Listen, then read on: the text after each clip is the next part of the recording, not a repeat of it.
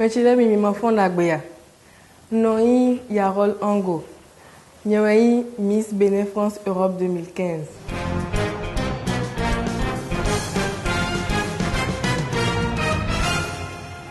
À l'annonce de mon sacre, j'étais émue, mais aussi comblée de joie. Depuis ce sacre, j'ai pris conscience de la lourde responsabilité qui me incombe. Du point de vue familial, tout se passe très bien, c'est la même ambiance qu'avant. Et concernant mes amis et autres, il y a plus de respect et de considération.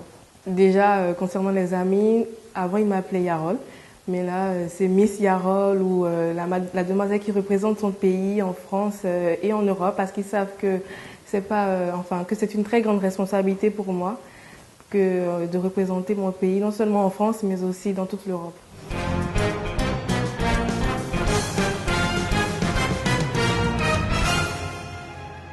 Ça a été une surprise malgré que j'avais mis toutes les chances de mon côté et en respectant strictement toutes les étapes. Le passage de groupe traditionnel où il fallait qu'on soit synchro avec toutes les autres candidates. Le passage individuel aussi en traditionnel où il fallait respecter le temps donné. L'entrée et la sortie aussi. Le sourire qu'on ne devait pas oublier. Également le discours parce que j'avais peur aussi que le jury remarque que j'étais stressée à ce niveau. Et après mon discours, je m'étais sentie à l'aise. Je me suis dit que le reste à faire pour moi, c'était de m'amuser et de donner le meilleur de moi-même.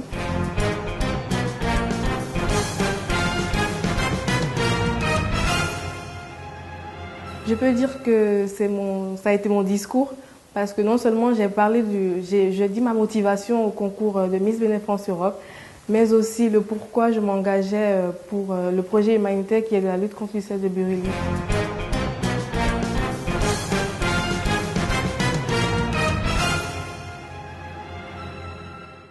Oui, bien sûr, il y a des modèles de femmes qui m'inspirent au Bénin sur le plan intellectuel et culturel, comme Angélique Kidjo et Rekia Madougou.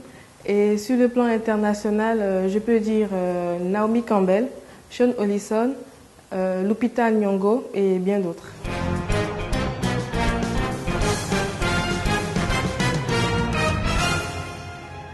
Déjà inscrite en première année de BTS Comptabilité et Gestion des organisations, je souhaite devenir plus tard commissaire aux comptes parce que j'aime les chiffres et qui dit chiffre dit calcul. Donc voilà.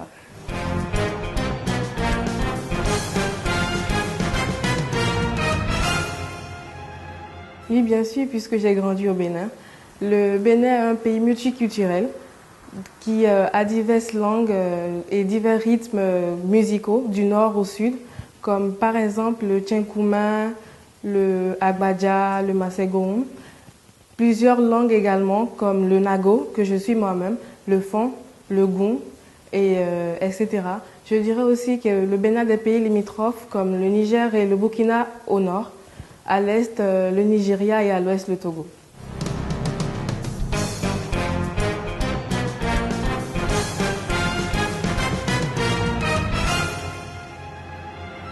Je l'appréhende avec sérénité et courage.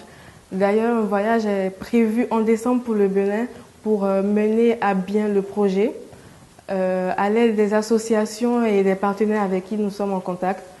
Et comme je l'ai dit lors de mon discours à la soirée finale le 6 juin dernier, je me focaliserai sur la réinsertion des enfants victimes de cette maladie dans la vie active, sociale et éducative. Tout d'abord, nous allons procéder à la sensibilisation de cette maladie et non seulement la réinsertion des enfants qui sont atteints de l'ulcère de Buruli, mais aussi apporter des soutiens aux mères qui sont atteintes ou pas ou dont les enfants sont malades.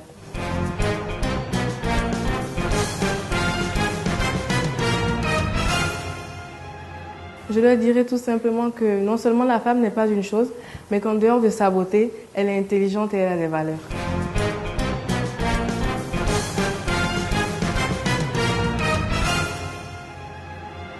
Je leur dirais que le tout ne suffit pas d'être belle, mais aussi de s'engager envers le développement de notre pays, de rester elle-même, d'avoir confiance en elle et surtout de rester naturelle.